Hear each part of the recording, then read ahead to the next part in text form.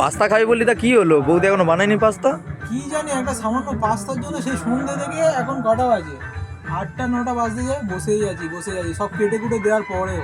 কই দেখি বৌদি কি করছে, দেখি তো। ও বৌদি, তুমি কি করছো? পাস্তা হয়েছে? এই তো পাস্তা ফাইনালি রেডি। দেখো বাহ, পাস্তার থালাটা দেখে নাও। আমরা 4 থেকে 4 জন না 5 জন, তাই তো? 5 জনে খাবো। বাবা এখন এখানে নেই, তাই বাবারটা তুলে রেখেছি। আর এখানে আমাদেরটা রেডি হয়ে গেছে। এখান থেকে সবাই খাবে। এখন দিয়ে দেবো সস। দাও দাও দেখি, আর দাও। খাওয়ার পরে কেমন হয়েছে সবাই তো রিভিউ দেবে। বাবাই প্যাকেটটার উপর কি হলো, খোলা যায় না?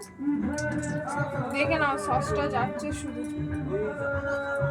ওয়াও, জাস্ট দেখে নাও। পুরো ইয়াম্মি ইয়াম্মি, টেস্টি টেস্টি।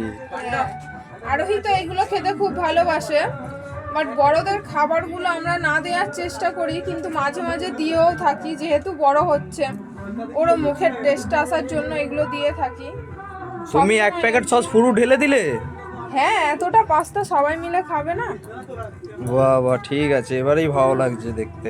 হ্যাঁ, তো চলো এখন খেয়ে নেওয়া যাক সবাই মিলে। টাটা, সবাই ভালো থেকো।